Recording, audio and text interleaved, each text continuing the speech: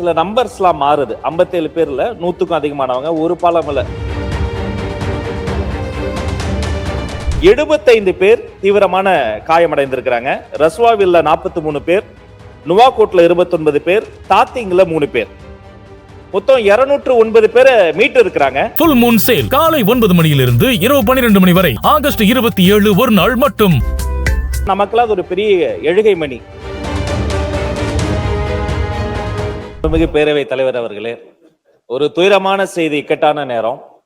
அதுல சில நம்பர்ஸ்லாம் மாறுது. 57 பேர்ல 100க்கும் அதிகமானவங்க, ஒரு பாலம் இல்ல நிறைய பாலம். அதனாலதான் அதை முன்னாடி சொல்லணும், மற்றபடி வேற எதுவும். முதற்கட்டமாக கிடைக்கப்பட்ட தகவல்கள் மட்டுமல்ல, தற்போது கிடைக்கக்கூடிய தகவல்களையும் கன்சல்டேட் பண்ணி நேபாள நாட்டில் கைலாஷ் யாத்திரைக்காக சென்ற தமிழ்நாட்டை சார்ந்த 103 தமிழர்கள் மீட்பு நடவடிக்கை குறித்த ஒரு சில தகவல்களை இங்க நான் அறிக்கை தரேன். சீன பகுதியில் உள்ள மேலண்டை ஆற்று பகுதியில பனிப்பாறை சரிவு காரணமாக ஏற்பட்ட மிகப்பெரிய திடீர் வெள்ளம் நேபாளம் திபெத் நாடுகளின் எல்லை பகுதியில பூடேகாஷி ஆற்றில் ஒரு வெள்ளமாக பெருக்கெடுத்து பாய்ந்து ரசுவாக்கத்தை, திமுரே, சியாப்ருபெசி மற்றும் அதனுடைய கீழ்மடை கீழே இருக்கக்கூடிய பகுதிகளை எல்லாம் தீவிரமாக பாதித்து இருக்கிறது. 384 பயணிகள் காணாமல் போயுள்ளதாக தெரிய வருகிறது. இவர்கள்ல 291 பேர் வெளிநாட்டை சார்ந்தவர்கள் மற்றும் 93 பேர் நேபாள் நாட்டை சார்ந்தவங்க. 75 பேர் தீவிரமான காயமடைந்திருக்கிறாங்க. ரஸ்வாவில்ல 43 பேர், நுவாகோட்ல 29 பேர், தாத்திங்ல 3 பேர், மொத்தம் 209 பேரை மீட்டு இருக்கிறாங்க. இதுல 2 வகையா தரை வழியாக குழுக்களை எல்லாம் அனுப்பி 93 பேரை தரை வழியாக மீட்டு இருக்கிறாங்க. மேலும் ஹெலிகாப்டர்கள் மூலமாக ஏர் ஆம்புலன்ஸ் எல்லாம் பயன்படுத்தி அந்த மேல இருந்து கயிறு கட்டி கீழே வீரர்களை இறக்கி 116 பேரை ஹெலிகாப்டர் மூலமாக மீட்கப்பட்டிருக்கிறாங்க. இதுல பார்த்தோம்னா சின்ன சின்ன பாலங்களும் சின்ன சின்ன சாலைகளும் சேர்ந்துதான் அந்த பகுதியை வந்து கனெக்ட் பண்ணுது. அப்படி 35 வாகனங்கள் செல்லக்கூடிய பாலங்களும் 45 தொங்கு பாலங்களும் வெள்ளத்துல ஒரு நொடியில அடிச்சுட்டு போயிருச்சு. சுமார் 40 கிலோமீட்டர் அந்த பகுதியை கனெக்ட் பண்ணக்கூடிய 40 கிலோமீட்டர் சாலைகள் முழுமையாக சேதமடைந்துள்ளன. ரசுவாகுதி சுங்க மற்றும் குடிவரவு அலுவலகங்களை அந்த ஊழியர்களை தொடர்பு கொள்ளலான்னு பார்த்தா அவர்களே தொடர்பு கொள்றதுல பெரிய சவால் இருக்கு. இந்த நிலையில நேபாளத்துடைய ராணுவம், காவல்துறை, ஆயுத காவல் படை, அரசு நிறுவனங்கள் மற்றும் தனியார் துறையிலிருந்து சில ஹெலிகாப்டர்களையும் உதவிக்கு எடுத்து இந்த தேடுதல் பணியும் மீட்பு பணியும் நிவாரண பணிகளும் தொடர்ந்து தீவிரமாக நடைபெற்று வருது. இதுல மேலும் மருத்துவ குழுக்களும் பல்வேறு மருத்துவ குழுக்களை அந்த சம்பவ இடத்துல வந்து குவித்து அந்த மருத்துவ குழுக்களினுடைய பணிகளும் ஈடுபடுத்தப்பட்டிருக்கிறாங்க. பாதிக்கப்பட்ட மக்களுக்கு உடனடியாக தற்காலிகமான தங்கும் இடங்கள், உணவு, குடிநீர் மற்றும் அத்தியாவசிய மருந்துகள் தீவிரமாக வழங்கப்பட்டு வருவதாக தெரிய வருகிறது.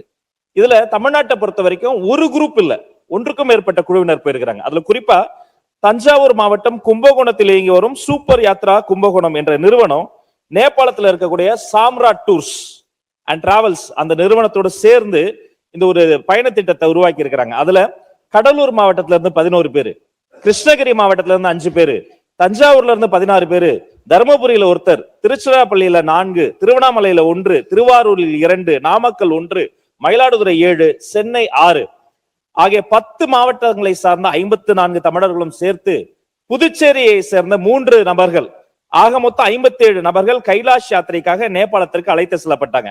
முதற்கட்ட தகவலின்படி நேபாள நாட்டில் இருக்கக்கூடிய லாண்ட்ரூக்ல இருந்து ரஸ்வாகத்தி என்ற இடத்திற்கு 3 வாகனங்கள்ல இவங்க வந்து டிராவல் பிளான் போட்டு பயணம் பண்ணிருக்கிறாங்க. அப்படி போகிற பொழுது சரியா ரஸ்வா மாவட்டத்தில் இருக்கிற போட்டே கோசி அந்த ஆற்றின் அருகே ஏற்பட்ட திடீர் பெருவெள்ளத்தின் காரணமாக முதல்ல தகவல் வந்தது. நான் அதை முடிச்சிடறேன், அப்புறம் நீங்க பேசுங்க. முடிச்சேன், அதை சொல்றேன், பின்னாடி வருது, பின்னாடி சொல்றேன்.